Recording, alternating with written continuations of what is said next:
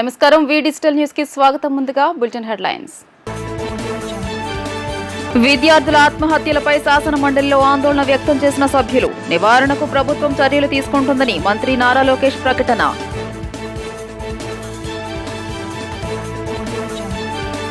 ప్రతి నెల 3వ శనివారం క్రమం తప్పకుండా స్వచ్ఛంద్ర దివస్ ను నిర్మించాలని అన్ని శాఖల అధికారులను ఆదేశించిన సీఎస్ విజయానంద్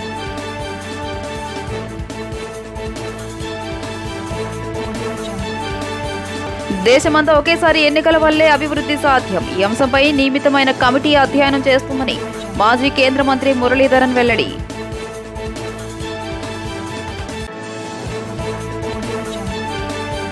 కళాశాల విద్యార్థుల ఆత్మహత్యలపై శాసన మండలిలో వైసీపీ ఎమ్మెల్సీలు ప్రశ్నించారు. వారి ప్రశ్నలకు మంత్రి నారా లోకేష్ సమాధానమిచ్చారు.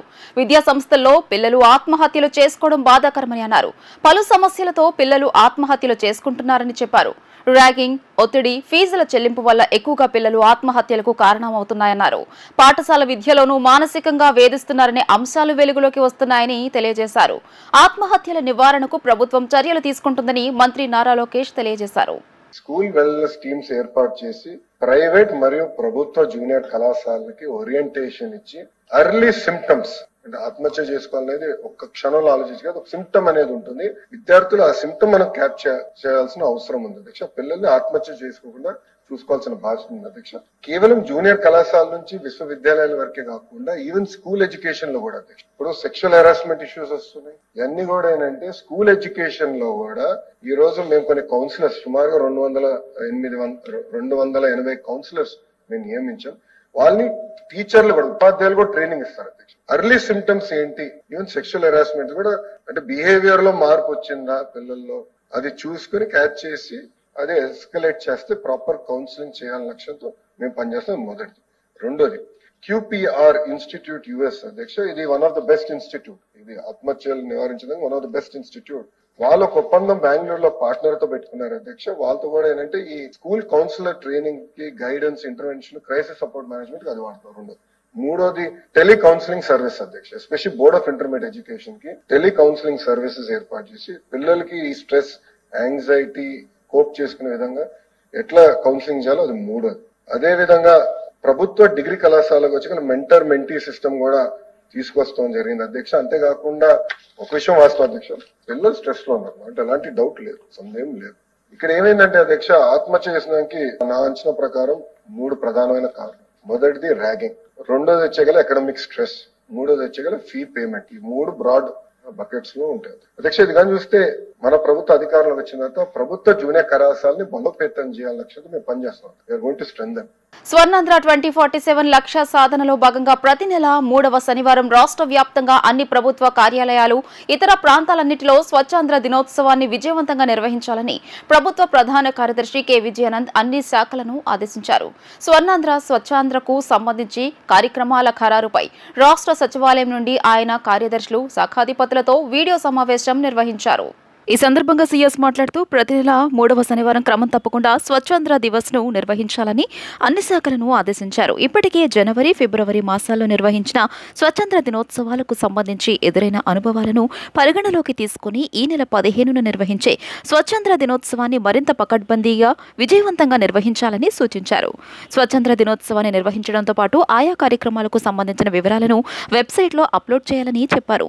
విజన్ 2047 కింద పరిశుభ్ర, ఆరోగ్య, హరిత ఆంధ్రప్రదేశ్గా తీర్చిదిద్దేందుకు తగిన ప్రణాళికలను రూపొందించడం జరిగిందని, వాటిని సక్రమంగా అమలు చేయడం ద్వారా లక్ష్య సాధనకు కృషి చేయాలని సీఎస్ విజయానంద్ స్పష్టం చేశారు. దేశం అభివృద్ధి చెందాలంటే అన్ని రాష్ట్రాలకు ఒకేసారి ఎన్నికలు జరిగితే అభివృద్ధి చెందుతుందని మాజీ కేంద్ర మంత్రి మురళీధరన్ తెలియజేశారు. మాజీ రాష్ట్రపతి రామ్నాథ్ కోవింద్ ఆధ్వర్యంలో ఒక కమిటీ అధ్యయనం చేస్తుందని పేర్కొన్నారు. ఖర్చు తగ్గుదలతో పాటు రాష్ట్రాలలో అమలు చేయాల్సిన పథకాలు త్వరితగతిన పరిష్కారం అవుతాయని తెలియజేశారు. నగరంలోని స్టెల్లా కళాశాలలో వన్ నేషన్ వన్ ఎలక్షన్ పై సెమినార్ నిర్వహించారు. ఈ సెమినార్కు కేంద్ర మాజీ మంత్రి మురళీధరన్తో పాటు బీజేపీ యువ మోర్చా నాయకులు తదితరులు పాల్గొన్నారు. వన్ నేషన్ వన్ ఎలక్షన్ కార్యక్రమానికి విద్యార్థులు పెద్ద ఎత్తున వచ్చారు. ఈ సందర్భంగా కేంద్ర మాజీ మంత్రి మురళీధరన్ మాట్లాడుతూ శంషాబాద్ పార్లమెంట్ ఎన్నికలు, ఆ తర్వాత స్థానిక సంస్థలు ఇలా ఒక్కదాని తర్వాత ఒకటి ఎందుకు జరుగుతున్నాయని చెప్పారు. ఇలా ఎన్నికలు జరగడం వల్ల కలిసితో పాటు సమయం వృధా అవుతుందని, దీంతో అభివృద్ధి చెందడానికి ఆటంకాలు ఏర్పడుతున్నాయని పేర్కొన్నారు. ప్రతి రాష్ట్రంలో ఇలా ఎన్నికల కోడ్ అమల్లోకి రావడం అభివృద్ధి చెందడానికి ఆటంకాలు ఏర్పడుతున్నాయని తెలియజేశారు.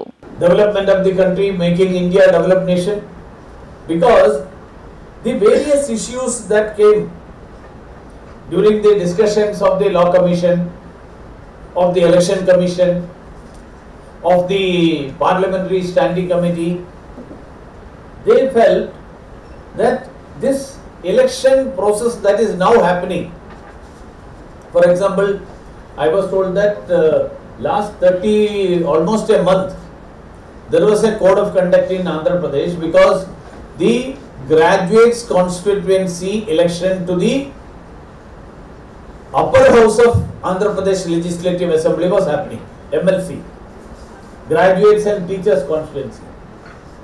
So one election, so 30 days no activity, every activity is stalled, and before that you had fortunately you had both Lok Sabha and that is the Parliament and Assembly elections together. So almost 60 days, because the election was announced sometime in March, beginning of March, and the results came in the month of May. So it is March, April, May, around 80 days code of conduct.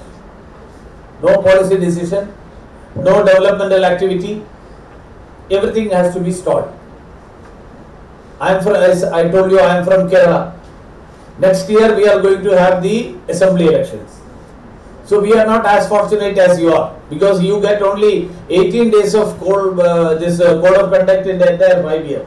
We had this 80 days last year. Again next year we will have another 60 days, because the state assembly will have its election.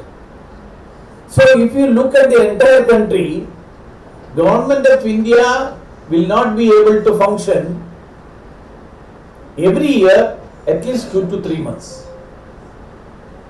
Very recently you had the Delhi elections, and just before that, because when the Delhi election happened, Election Commission told the Finance Ministry, because the Delhi election was on 8th of February. 1st of February, the Finance Minister Nirmala Sitharaman ji presented the budget. Election Commission gave a direction to the Finance Ministry that you should not make any announcements that will have direct impact on the people of Delhi, because it is influencing the Delhi voters. It should not be done. There should be a level playing field. So government should not get an undue benefit. Gandhinagar ధర్నా చౌక్లో ఆశా వర్కర్ల సమస్యలు పరిష్కరించాలని కోరుతూ ధర్నా నిర్వహించారు. పెరుగుతున్న ధరలకు అనుగుణంగా కనీస వేతనంగా 26,000 రూపాయలుగా పెంచాలని నిరసనకారులు డిమాండ్ చేశారు. గాంధీనగర్ ధర్నా చౌక్ వద్ద జరిగిన ఆశా వర్కర్ల ధర్నాను ఉద్దేశించి ఏపీ ఆశా వర్కర్స్ యూనియన్ రాష్ట్ర ప్రధాన కార్యదర్శి కె ధనలక్ష్మి మాట్లాడుతూ, ఎన్నికల ప్రచారంలో తాము అధికారంలోకి వచ్చిన 6 నెలల్లో ఆశా వర్కర్ల సమస్యలు పరిష్కరిస్తామని హామీ ఇచ్చి కూటమి ప్రభుత్వం తమను మోసగిస్తోందని ఆవేదన వ్యక్తం చేశారు. కూటమి ప్రభుత్వం 8 నెలలు కావస్తున్నప్పటికీ ఇంతవరకు రాష్ట్ర ప్రభుత్వం తమ సమస్యలపై దృష్టి సారించలేదని విమర్శించారు. ఆశా వర్కర్లకు అనేక రకాలైన సమస్యలు ఉన్నాయని, ప్రభుత్వం కనీసం చర్చలకు కూడా పిలవలేదని వాపోయారు. ఆందోళన విరమించమని ప్రభుత్వం చెబుతోందని, అయితే ఇంతవరకు ఆశా వర్కర్లకు అనుకూలంగా ఒక్క జీవో కూడా విడుదల చేయలేదని విమర్శించారు. ఆశా వర్కర్లకు సెలవులు లేవని, ఆదివారపు సెలవులు కానీ, పండుగల సెలవులు కానీ, వెటర్నరీ లీవులు ఇచ్చే పరిస్థితి లేదని ఆవేదన వ్యక్తం చేశారు. తక్షణం తమ సమస్యలపై దృష్టి సారించి పరిష్కరించాలని, లేకుంటే ఉద్యమాన్ని తీవ్రతరం చేస్తామని హెచ్చరించారు. ఈ రోజు రాష్ట్ర వ్యాప్తంగా ఆశా వర్కర్ల సమస్యలు పరిష్కారం చేయాలని డిమాండ్ చేస్తూ విజయవాడ రాష్ట్ర కేంద్రానికి రావడం జరిగింది. ఇప్పటికే ప్రభుత్వం ఇచ్చినటువంటి ప్రకటనలు జీవోల రూపంలో ఇవ్వాలని, ఆశా వర్కర్ల చాకరీని గుర్తించి వేతనాల పెంపుదలకు సంబంధించి, అలాగే రికార్డులు, కమ్యూనిటీ హెల్త్ వర్కర్లకు సంబంధించిన వేతనాలు పెంపుదల, ఆశాలను గుర్తించాలని చెప్పేసి మేము డిమాండ్ చేస్తూ ఉన్నాం. ప్రభుత్వం ఇచ్చినటువంటి జీవోల్లో ఏవైతే ఉన్నాయో వాటిని వెంటనే అమలు చేయాలి. మా శ్రమకు తగిన గుర్తింపు ఇవ్వాలని చెప్పేసి మేము తెలియజేస్తూ ఉన్నాం. అనేక సంవత్సరాలుగా ఆశా వర్కర్లు క్షేత్రస్థాయిలో సేవలు అందిస్తున్నారు. సేవలకు మించినటువంటి వేతనం ఈ రోజున క్రింది స్థాయిలో మాకెవరికి రానటువంటి పరిస్థితి. ఒకవైపున రాజకీయ ఒత్తిళ్లు, పనిభారం రికార్డుల పేరుతోటి వేల రూపాయలు ఖర్చు చేయించే పని చేస్తూ ఉన్నారు. వర్కర్లు ప్రశ్నించిన చోట విధుల నుండి తొలగించే పని చేస్తూ ఉన్నారు. మా యొక్క ఈ డిమాండ్స్ను పరిష్కారం చేయాలని చెప్పేసి కోరుతా ఉన్నాం. అట్లాగే గత ప్రభుత్వం ఆశా వర్కర్ల ప్రభుత్వ ఉద్యోగులు అని చెప్పేసి సంక్షేమ పథకాలన్నీ ఆపడం జరిగింది. రిటైర్మెంట్ బెనిఫిట్ కూడా ఇవ్వకుండా పదుల సంఖ్యలో వర్కర్లు ఇంటికి పంపించే పని చేస్తుంది. ఈ ప్రభుత్వం గ్రాడ్యుటీ ఇస్తూ ఇచ్చినటువంటి ప్రకటన జీవోల రూపంలో ఇవ్వాలి, పనిభారాన్ని తగ్గించాలి, వర్కర్లు విహెచ్ఎన్సీ కమిటీల ద్వారా తొలగింపులను రద్దు చేయాలి, ఆశా వర్కర్ల నియామకాలు ప్రభుత్వమే చేపట్టి బదిలీలు అలాగే ఏదైతే ఉందో నోటిఫికేషన్కి సంబంధించి అన్నీ కూడా ప్రభుత్వమే చేయాలని చెప్పేసి మేము కోరుతా ఉన్నాం. ఈ సమస్యల పరిష్కారం కాని పక్షంలో రాబోయే రోజుల్లో మా పోరాటాన్ని ఇంకా విస్తృతం చేస్తామని చెప్పి తెలియజేస్తా ఉన్నాం. ఈ రోజున ఆశా వర్కర్లు గత 19 సంవత్సరాల నుంచి ఆశా వర్కర్లుగా విధులు నిర్వహిస్తూ ఉన్నారు. ఈ రోజున ఆశా వర్కర్లు విధుల్లో తీసుకున్నప్పుడు వయసు చూడలేదు, వాళ్ళ చదువులు చూడలేదు. ఈ రోజున 10,000 వేతనం వస్తుందనే పేరుతోటి ఆశా వర్కర్లని వయసు ముందుకు తీసుకొచ్చి రిటైర్మెంట్ చేస్తూ ఉన్నారు. గవర్నమెంట్ ఉద్యోగస్తులకు ఏ రకంగా అయితే రిటైర్మెంట్ చేస్తుంటే వారికి గవర్నమెంట్ బెనిఫిట్స్ వస్తున్నాయి, అటువంటి బెనిఫిట్స్ ఆశా వర్కర్లకు కూడా ఒత్తిడి చేయాలని చెప్పేసి కోరుతూ ఉన్నాము. అలాగే ఈ రోజున ఆశా వర్కర్లకి పని భారం ఎక్కువ అవుతూ ఉంది, పని భారం తగ్గించాలని చెప్పేసి కోరుతూ ఉన్నాము. అలాగే ఆశా వర్కర్లకి రాజకీయ జోక్యంతో వాళ్ళకి అధికారులు వంటి వర్కర్లను పెట్టుకోవడం కోసమని ఈ రోజున ఆశా వర్కర్ని అనేక విధాలుగా ఇబ్బందులకు గురి చేస్తూ ఉన్నారు. వీటన్నిటిని కూడా మేము ఆశా వర్కర్స్ యూనియన్ ఖండిస్తూ ఉన్నాము. అలాగే ఈ రోజున ఆశా వర్కర్లు చేస్తున్నటువంటి పనికి ఏఎన్ఎంల పని కూడా తోడయ్యి చాలా పని ఒత్తిడి ఎక్కువగా ఉంది. ఏఎన్ఎం ట్రైనింగ్ తీసుకున్నటువంటి ఆశా వర్కర్లకి ఏఎన్ఎం పోస్ట్ భర్తల్లో వీళ్ళకి కూడా ఆశా వర్కర్లకు కూడా ఫస్ట్ ప్రయారిటీ ఇవ్వాలని చెప్పి కోరుతా ఉన్నాము. అలాగే ఆశా వర్కర్లకి దఫల వారీగా ఏఎన్ఎం ట్రైనింగ్ ఇవ్వాలని చెప్పేసి గవర్నమెంట్ సర్టిఫికేట్లు ఇవ్వాలని కోరుతా ఉన్నాము. అలాగే ఈ రోజున ఆశా వర్కర్ల సమస్యలు పరిష్కరించాలని చెప్పేసి రాష్ట్ర వ్యాప్తంగా చల్ల విజయవాడ ధర్నా చేపట్టడం జరిగింది. ఇప్పటికైనా సరే ఇప్పుడున్నటువంటి గవర్నమెంట్ ఆశా వర్కర్లకి గ్రాడ్యుటీ ఇస్తామని చెప్పేసి అలాగే వాయు పరిమితి 62 సంవత్సరాలకు ఇస్తామని చెప్పేసి ప్రకటన చేస్తుంది. వీటిలన్నిటికీ కూడా జీవో రూపంలో ఇవ్వాలని చెప్పేసి కోరుతా ఉన్నాము. ఈ సమస్యలు పరిష్కారం కాకపోతే రాబోయే రోజులు ఆశా వర్కర్స్ అందరూ కూడా విధులు బహిష్కరించి సమ్మెకు దిగుతామని చెప్పేసి ఈ సందర్భంగా తెలియజేస్తూ ఉన్నాం. దేశంలో నేటికి పితృస్వామ్య కుల ఆధారిత పోకడలతో అక్రమ రవాణా బాధిత మహిళలు, వ్యభిచార వృత్తిలో మగ్గుతున్న మహిళలు హక్కులను కాలరాయిస్తున్నాయని మహిళా సంఘాల సభ్యులు ఆవేదన వ్యక్తం చేశారు. అంతర్జాతీయ మహిళా దినోత్సవం సందర్భంగా అక్రమ రవాణా బాధిత మహిళలకు సమానత్వం, తక్షణ న్యాయం, రక్షణ కల్పించాల్సిందిగా మహిళా సంఘాల సభ్యులు డిమాండ్ చేశారు. గాంధీనగర్ ప్రెస్ క్లబ్ లో రాష్ట్ర స్థాయి మానవ అక్రమ రవాణా, వ్యాపార, లైంగిక దోపిడీ బాధితుల సంఘం రాష్ట్ర అధ్యక్షురాలు అపూర్వ, ప్రగతిశీల మహిళా సంఘం రాష్ట్ర కార్యదర్శి పద్మ, విముక్తి రాష్ట్ర కోశాధికారి లక్ష్మి, ఆంధ్రప్రదేశ్ మహిళా సమాఖ్య రాష్ట్ర కార్యదర్శి దుర్గాంబ సమావేశమయ్యారు. అంతర్జాతీయ మహిళా దినోత్సవం వేళ సమానత్వం, సాధికారత అనే థీమ్తో సెక్స్ వర్కర్లు మరియు అక్రమ రవాణా బాధితుల సంఘమైన విముక్తి సెక్స్ వర్కర్ల హక్కులను పరిరక్షణ, న్యాయం, కమ్యూనిటీ ఆధారిత పునరావాసం, ఆరోగ్య సంరక్షణ, విద్యా, సామాజిక భద్రత అనే అంశాలపై తక్షణ చర్యలు తీసుకుని పరిష్కరించాలని కేంద్ర రాష్ట్ర ప్రభుత్వాలను డిమాండ్ చేస్తూ విముక్తి సభ్యులు తీర్మానం చేశారు.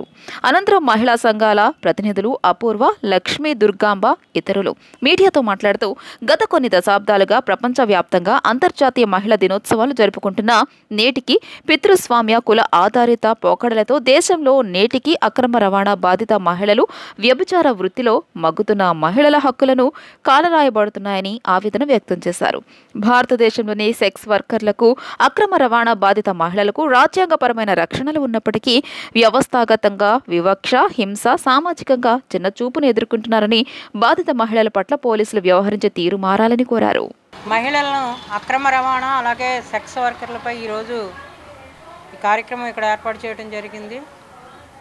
దీనిపై ముఖ్యంగా అక్రమ రవాణా అనేది మరి మహిళలు ఆర్థిక పరిస్థితి బాలేని చోట, అలాగే ముఖ్యంగా సినిమాలకి వాటికి ఎఫెక్ట్ అయిన పిల్లలు, అలాగే అక్కడ పరిస్థితులు, లోకల్ పరిస్థితుల వల్ల కూడా చాలామంది వాళ్ళ ట్యాప్లో పడి అందరినీ కూడా ఈ రవాణా చేసి వాళ్ళని సెక్స్ వర్కర్లుగా చేస్తున్నారు. దాదాపు 100 మందిలో 80 మందిని సెక్స్ వర్కర్లుగా చేస్తున్నారు. అలాగే 20 మంది మామూలుగా ఇళ్లల్లో వాళ్ళు పని చేయడానికి కూడా వాళ్ళు ఉపయోగించుకునే పరిస్థితి, తీసుకెళ్ళిపోయే పరిస్థితుల్లో మన రాష్ట్రం 3వ స్థానంలో ఉంది. అలాగే మన దేశం వచ్చేటప్పటికి ప్రథమ స్థానంలో ఉందని చెప్పడానికి కూడా చాలా సిగ్గుగా ఉంది. మరి అటు 2014లో అంతకుముందు ఒక జీవో ఉండేదా, జీవో ప్రకారం కూడా వీరందరికీ న్యాయం చేయడానికి ఆ జీవో ఉండేది. కానీ ఇప్పుడు మన రెండు రాష్ట్రాలు విడిపోయిన తర్వాత ఆ జీవో ఏమైందనేది కూడా ఇంతవరకు తెలియని పరిస్థితి. వీరిని ఇప్పుడు ఉన్న పరిస్థితిలో ఇక్కడ చూశారు కదా మీరు, ఇంతమంది ఇక్కడ హాజరయ్యారు. విముక్తి సంస్థ ద్వారా వాళ్ళందరినీ కూడా గ్యాదర్ చేసి వాళ్ళకి న్యాయం చేయాలని చెప్పేసి ఆ సంస్థ ఆలోచనతో వీళ్ళందరినీ గ్యాదర్ చేసి మమ్మల్ని పిలవడం జరిగింది. ముఖ్యంగా ఏంటంటే ఈ గవర్నమెంట్, ఇప్పుడున్న గవర్నమెంట్ అయినా వీళ్ళకి న్యాయం చేయాలి. వీళ్ళంతా ఎందుకంటే సెక్స్ వర్కర్లుగా వాళ్ళ మీద పేరు పడిపోయిన తర్వాత మనలోకి వస్తే వాళ్ళని చాలా చిన్న చూపు చూసే పరిస్థితుల్లో మన సమాజం ఉంది. సమాజం కూడా మారాలి. వాళ్ళు ఏ పరిస్థితుల్లో ఎలా అయ్యారనేది కూడా, అలాగే వాళ్ళు కనీసం ఏ పోలీస్ స్టేషన్ కన్నా వెళ్ళి కంప్లైంట్ ఇచ్చినా వాళ్ళ మీద చాలా చిన్న చూపు చూసే పరిస్థితి ఉంది. కనుక వీళ్ళందరినీ కూడా వాళ్ళకి ఏదైనా మేము సెక్స్ వర్కర్లని ఒప్పుకొని మేము మాది ఇలా చేస్తున్నాము అని చెప్పి వాళ్ళు బయటకు వచ్చేస్తే వాళ్ళకి ఏదైనా వెంటనే వాళ్ళకి ఏమైనా చిన్న చిన్న జాబులు ఏమైనా అంగన్వాడీ లాంటి వాళ్ళు ఆయాల పోస్టులు కానీ అలాంటివి చిన్న చిన్న వాటికి ఏమైనా వాళ్ళు సమర్థత కలిగిన వాళ్ళకి ఆ పోస్టులు ఇచ్చి, అలాగే వాళ్ళకి రేషన్ కార్డులు కూడా, ఎందుకంటే భర్త దగ్గర నుంచి వెళ్ళిపోయి ఇలా చిన్నపిల్లప్పుడు వెళ్ళిపోయిన తర్వాత రేషన్ కార్డులు కూడా లేకపోతే వాళ్ళకి కొన్ని వచ్చే పరిస్థితి లేదు. అందుకని వాళ్ళకి పర్సనల్గా రేషన్ కార్డులు, అలాగే వాళ్ళకి పుట్టిపోయే పిల్లలు కూడా ఉంటున్నారు. పిల్లల పరిస్థితి కూడా బాగుండట్లేదు. పిల్లలు కూడా అదే కూపులోకి మళ్ళీ వెళ్ళిపోయే పరిస్థితి. వాళ్ళకు కూడా చదువుకునే ఇది కూడా వాళ్ళకి ఏర్పాటు చేయాలి. అలాగే కొన్ని రోగాలతో వాళ్ళు బాధపడుతున్నారు. మనం చూసాం ఎయిడ్స్ లాంటి వ్యాధులు అప్పట్లో వస్తే దాని మీద గవర్నమెంట్ కొన్ని తీసుకుంది. అలాగే వీళ్ళకి ఇప్పుడు కూడా వాళ్ళకి సరైన పద్ధతిలో వాళ్ళకి వైద్య సౌకర్యాలు, వాళ్ళకి పోషణ, వాళ్ళకి బయటికి రాగానే వాళ్ళకి ఎంతో కొంత, ఇంతకుముందు గతంలో 20,000 ఇచ్చేవాళ్ళని చెప్పి వీళ్ళు చెప్తున్నారు. అలాగే వాళ్ళకి రాగానే ఒక 20,000 ఇవ్వటం, అలాగే వాళ్ళకి కనీసం ఇల్లు ఉండడానికి ఇల్లు ఇవ్వటం, ఇలాంటివన్నీ కూడా గవర్నమెంట్ ముందుకొచ్చి చేస్తే ఇలాంటివి జరగవు అని చెప్పి ఆంధ్రప్రదేశ్ మహిళా సమాఖ్యగా మేము కోరుతున్నాం.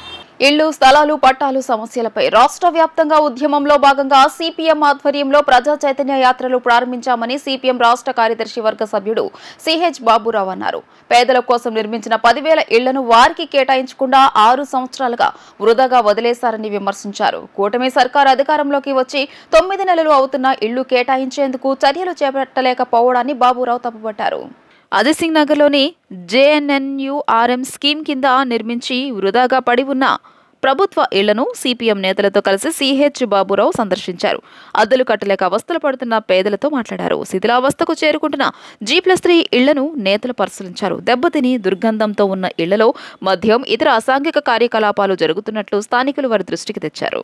అనంతరం బాబురావు మాట్లాడుతూ పేద, దిగువ, మధ్యతరగతి ప్రజలకు ఇళ్లు ఇస్తామని హామీలతో పాలకులు మోసం చేస్తున్నారని మండిపడ్డారు. ప్రభుత్వాలు మారినా గృహ నిర్మాణంలో పాలకుల తీరు మారడం లేదన్నారు. గత వైసీపీ ప్రభుత్వం జగనన్న కాలనీల పేరుతో ఊరించి మోసం చేసిందన్నారు. కూటమి ప్రభుత్వం 2 సెంట్ల స్థలం, ఇంటి నిర్మాణానికి 5 లక్షల రూపాయలు కేటాయిస్తామని హామీ ఇచ్చిన 9 నెలల్లో జరిగింది శూన్యమన్నారు. గత 6 సంవత్సరాలుగా జక్కంపూడిలో టిట్కో స్కీమ్ కింద కట్టిన వేలాది ఇళ్లు వృధాగా పడి ఉన్నాయన్నారు. 100 కోట్ల రూపాయల ప్రజాధనంతో నిర్మించిన ఇళ్లను నిరుపయోగంగా ఉంచడం పాలకుల నేరపూరితమైన చర్యగా బాబురావు అభివర్ణించారు. రాష్ట్రంలో మళ్ళీ కూటమి ప్రభుత్వం అధికారంలోకి వచ్చి 9 నెలలు గడిచింది. పేదలందరూ ఇళ్ళు ఇస్తారని ఎంతో ఆశతో ఎదురు చూస్తూ ఉన్నారు. గతంలో ఉన్న ప్రభుత్వం 5 ఏళ్ళు పట్టించుకోవాలా, అంతకుముందు చంద్రబాబు గారి ప్రభుత్వం 5 ఏళ్ళు ఉండి వాళ్ళు అప్పుడు పట్టించుకోవాలా. ఈరోజు మేము 1 సెంటు కాదు 2 సెంట్లు స్థలం ఇస్తాం, గ్రామాల్లో అయితే 3 సెంట్లు స్థలం ఇస్తామని ఎన్నికల్లో మాటలు చెప్పారు. కానీ ఇప్పటికీ మాటలు తప్ప చేతలు లేవు. అటు కేంద్రంలో ఉన్న బీజేపీ అయితే ఈ ఇళ్ళన్నీ మా డబ్బులే, కేంద్ర డబ్బులని వాళ్ళు బాగా కొట్టుకుంటున్నారు. ఒకరికొకరు పోటీ పడి చెప్పుకోవడం తప్ప ఇళ్ళు ఇచ్చిన పాపాన పోలేదు. పాలకుల, ప్రభుత్వాల నిర్లక్ష్యానికి నిదర్శనంగా విజయవాడలో అజిత్ సింగ్ నగర్లో 20 ఏళ్ల క్రితం వచ్చినటువంటి జవహర్లాల్ నెహ్రూ స్కీమ్ కింద కట్టినటువంటి 1000 ఇళ్ళు ఇక్కడే ఖాళీగా ఉన్నాయి. ఒకరోజు కాదు, 2 రోజులు కాదు, 6 ఏళ్ల నుంచి 72 నెలల నుంచి ఖాళీగా ఉన్నాయి. విజయవాడలో జక్కంపూడిలో 6,000కు పైగా ఇళ్ళు ఖాళీ ఉన్నాయి. కబేడాలో జేఎన్ఆర్ఎం స్కీమ్ కింద కట్టినటువంటి ఇళ్ళు ఉన్నాయి. మొత్తం 10,000 ఇళ్ళు కట్టి ఖాళీగా ఉన్నాయి. ఎవరు ముఖ్యమంత్రిగా వచ్చినా, ఎవరు కేంద్రంలో ఉన్నా కట్టిన ఇళ్ళు పేదవాళ్ళకి ఇవ్వడానికి మాత్రం వీళ్ళకి చేతులు రావటంలా. పేదల మీద మాత్రం ప్రేమ గురిపిస్తున్నారు. ఒక్కొక్కళ్ళు 3,000 నుండి నెలకే 5,000 రూపాయలు అద్దెలు కట్టుకుంటున్నారు. కళ్ళ ముందు ఖాళీగా ఉన్న ఇళ్ళు కనపడుతున్నాయి. ఈ ఇళ్ళన్నీ పేదవాళ్ళకి ఇస్తే ఈ 6 ఏళ్లలో వాళ్ళు దాంట్లో బతికేవాళ్ళు. నెలకి 3,000 రూపాయల చొప్పున ఈ 6 ఏళ్లలో ఒక్కొక్కళ్ళు 2,16,000 రూపాయలు పైగా అద్దెలు కట్టుకున్నారు. ఇవాళ ఖాళీగా ఉన్న ఇళ్ళన్నీ మందు బాటిళ్ళకి, బ్లేడ్ బ్యాచ్లకి, అసాంఘిక కార్యక్రమాలకి నిలయంగా మారిపోయినాయి. జనానికి మాత్రం ఇళ్ళు లేవు. విజయవాడలో 10,000 ఇళ్ల వలన ఖాళీగా ఉంచడం వలన సుమారుగా 216 కోట్ల రూపాయలు ఈ 6 ఏళ్లలో జనం నష్టం జరిగింది. ప్రజల సొమ్ము వృధాగా పడేశారు. అవన్నీ దెబ్బతినిపోతూ ఉన్నాయి.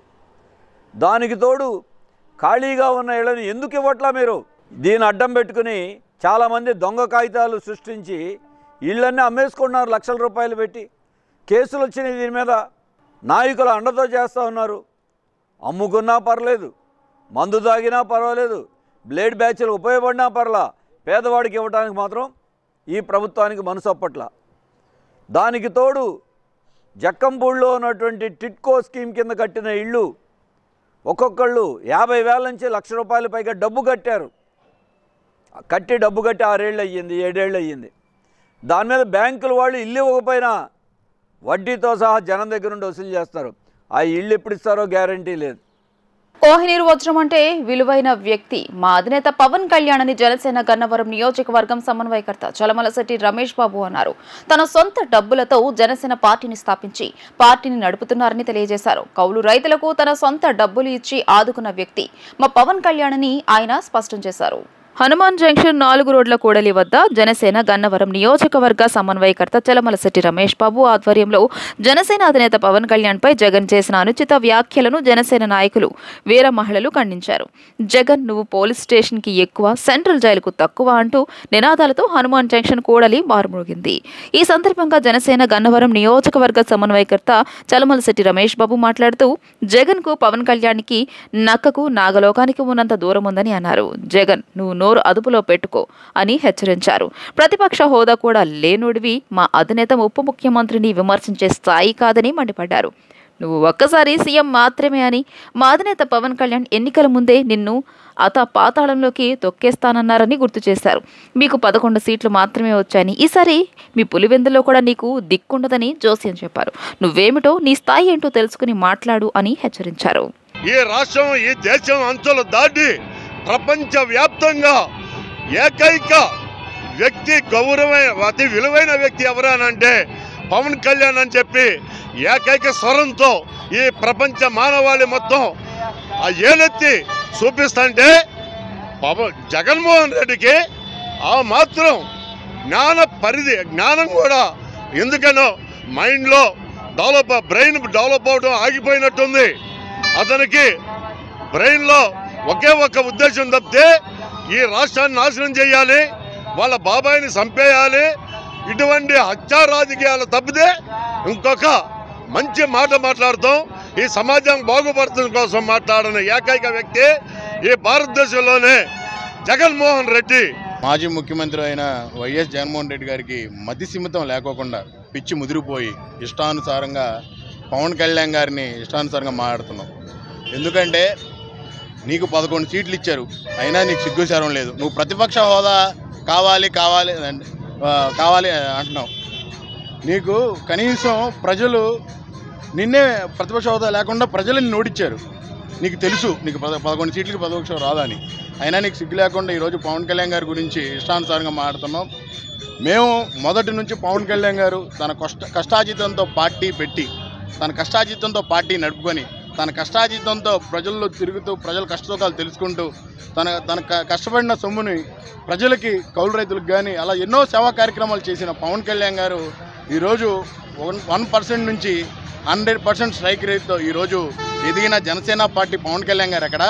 మీ నాన్నగారి పేరు నడ్డు పెట్టుకొని, మీ నాన్నగారి డబ్బుతో, మీ నాన్నగారి పేరు లేకపోతే నువ్వు ఈరోజు కనీసం నాకు తెలిసి నీ ఇంటి పక్కన కూడా ఎవరు తెలిసేది కాదు. మీ నాన్నగారి పేరుని అడ్డు పెట్టుకొని, మీ నాన్నగారు రాజకీయంగా ఆయన వాడుకొని, మీ బాబాయిని అత్తెని వాడుకొని నువ్వు ఈరోజు ముఖ్యమంత్రి అయ్యో. ఏ రోజు కూడా నీకు సొంత కేడర్, నీకు పార్టీ కూడా లేదు. అది ఎవరో పార్టీ పెడితే ఆ పార్టీ లాక్కున్నావు, నీకు సొంత పార్టీ కూడా లేదు. నువ్వు ఈరోజు మాట్లాడుతున్నావు. పవన్ కళ్యాణ్ గారిని జగన్ గారు ఎలా మాట్లాడారో చూశారు. కానీ మాతో పెట్టుకుంటే ఆయన వర్క్ వంకే చూడమనండి. మాతో పెట్టుకుంటే దేకిచ్చేస్తామన్న విషయం మీకు ఆల్రెడీ తెలిసిపోయింది. ఏదైనా మాట్లాడాలంటే పార్లమెంట్కి వెళ్ళి దమ్మున్నవాడు ఏదైనా ఉంటే అక్కడికి వెళ్ళి మాట్లాడు. ఏమైనా ఉన్నాయా? కనీసం మా వాళ్ళు ఎన్ని చేశారో ఈ రోజుకి, చాలా మంది చాలా చేశారు. ఇప్పుడు మా పవన్ కళ్యాణ్ గారు అవనివ్వండి, చంద్రబాబు నాయుడు గారు అవనివ్వండి, మోడీ గారు, మా దాంట్లో చాలా ఉపయోగమయ్యే పనులు చేశారు. ఇప్పుడు మీరు ఏమున్నాయని మా పవన్ కళ్యాణ్ గారిని నిలదీశారు. మీరు అంటే మాతో ఇంతవరకు పెట్టుకున్నారు. ఆయన ఏం చెప్పారంటే గెలవగానే ఒకటే విషయం చెప్పారు, మీరెవ్వరూ కూడా మంచితనానికే మనం వెళ్ళదాం, చెడి మనకొద్దు అన్నారు. మేము అలానే ఊరుకున్నాం. నువ్వెందుకు రెచ్చగొడుతున్నావు? నువ్వు దేనికి రెచ్చగొడుతున్నావు అంటే వీళ్ళెవరూ ఏమనుకోరేమో అనుకుంటావేమో. ప్రతి ఒక్కటి నీకేదో దమ్ము ధైర్యం ఉంటే పవన్ కళ్యాణ్ గారి మొహంక చూసి కళ్ళొక్క చూసి మాట్లాడు, పార్లమెంట్ స్పీకర్ పట్టుకొని మాట్లాడు. అంతేగాని అసెంబ్లీకి వెళ్ళి స్పీకర్ పట్టుకొని మాట్లాడండి. మాట్లాడప్పుడు నీకెంత ధైర్యం ఉందో నువ్వు నిరూపించుకో. అంతేగాని మా పవన్ కళ్యాణ్ గారిని నా అన్ననేమని అంటే మేము మళ్ళీ ఆది పరాశక్తులు వయస్తాం. వీర మహిళలు కానీ, జనసేన నాయకులు కానీ, కార్యకర్తలు కానీ నీకు వాసిపోద్ది. అదే చెప్తున్నా నేను.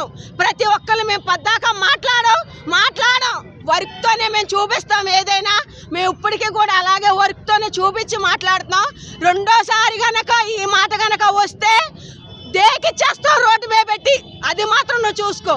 సేవాభావంతో సమాజానికి అవసరమైన పనులు చేసేందుకు ఎన్టీఆర్ ట్రస్ట్ ఎప్పుడూ ముందుంటుందని నారా భువనేశ్వరి తెలియజేశారు.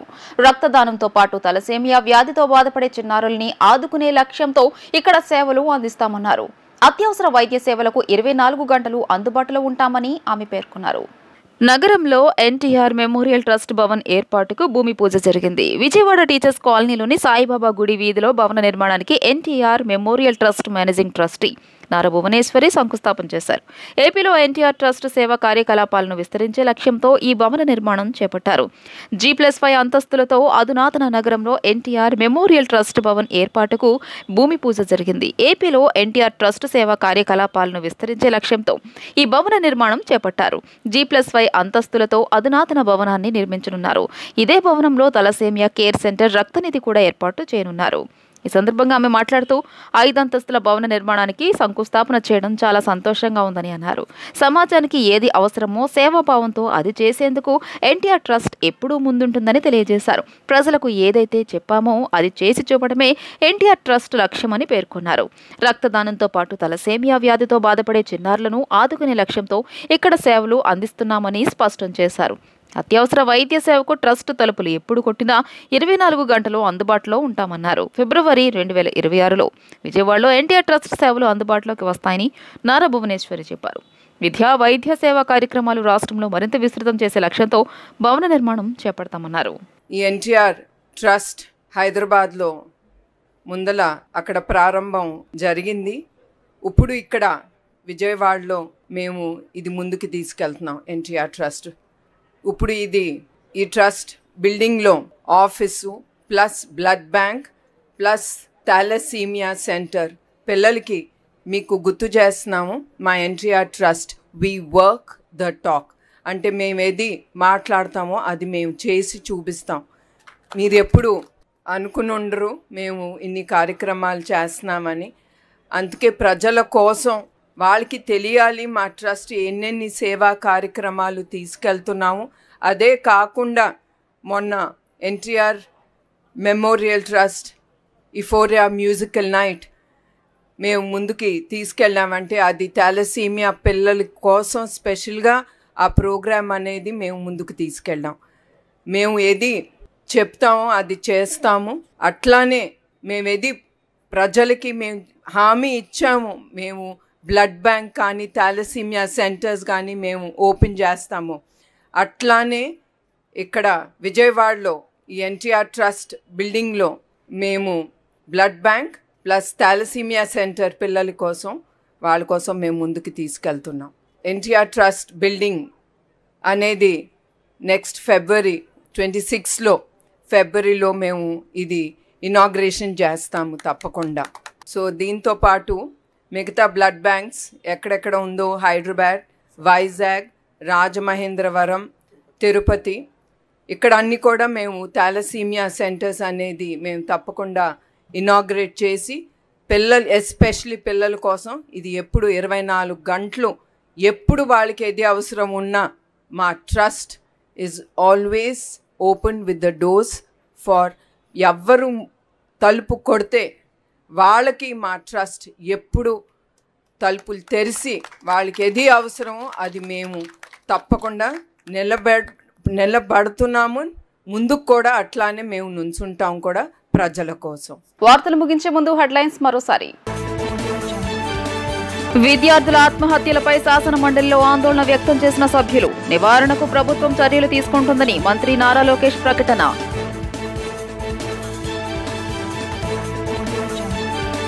ప్రతి నెల 3వ శనివారం క్రమం తప్పకుండా స్వచ్ఛంద్ర దివస్ ను నిర్మించాలని అన్ని శాఖల అధికారులను ఆదేశించిన సీఎస్ విజయానంద్.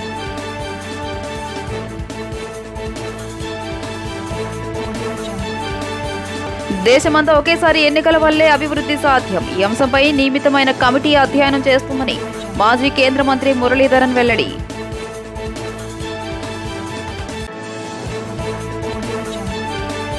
ఈ వార్తలు ఇంతటితో సమాప్తం. నమస్కారం.